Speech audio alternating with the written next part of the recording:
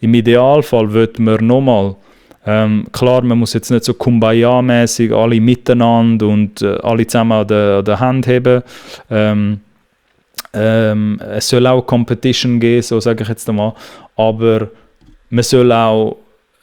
man versucht ja trotzdem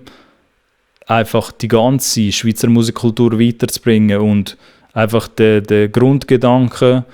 muss man ein bisschen verstehen, dass wenn jemand anders gönnt in deinem Arbeitsfeld oder in deinem Umfeld,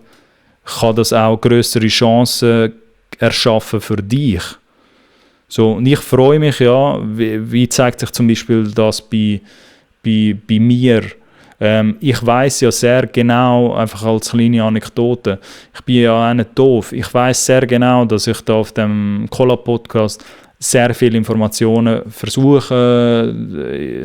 in meinen besten Vorsätzen, sage ich jetzt mal, versuche halt so gut es geht, Informationen zu verteilen oder Diskussionen auszulösen, wo ich weiss, okay, das könnte der Schweizer Musiklandschaft noch ein bisschen helfen oder ein bisschen mehr vorwärts bringen. Und indem ich das mache, weiss ich auch, dass vielleicht auch dass es Leute da draussen gibt, nicht nur Musiker und Musikerinnen, sondern auch Leute, die Business interessiert wären. Gibt es vielleicht auch so Leute, die Zuschauer, die da zuschauen, und freut mich natürlich, dass es auch gewisse Leute da vielleicht teilweise schauen, die Business interessiert sind,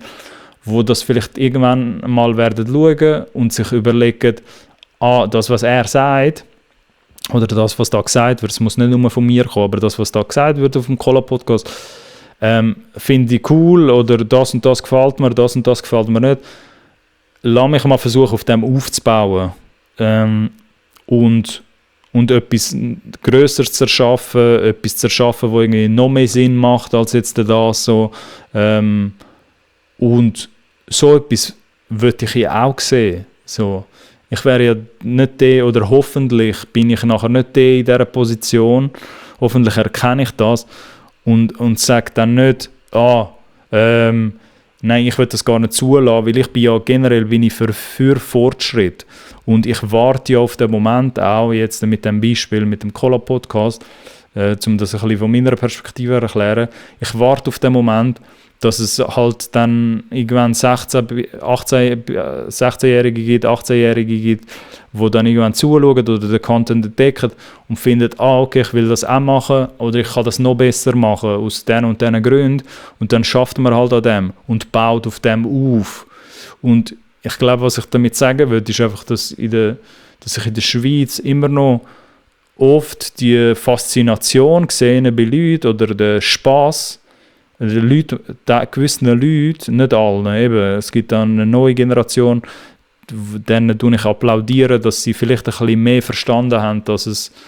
sie im Kollektiv weiterkommen als alleine, alle füreinander alleine.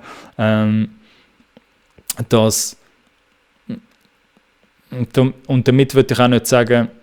arbeiten alle immer in Gruppen oder so, oder in Camps, weil das kann dann auch zum Verhängnis werden. Aber das Kollektiv, das Kollektivding oder der Mindset, meine ich damit, dass man aus der Ferne kann verstehen als Musikschaffende, die andere Person dort, die vielleicht irgendwo in einer anderen Region schafft vom Land,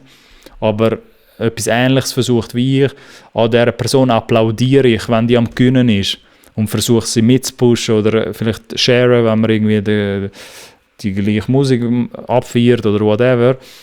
Aber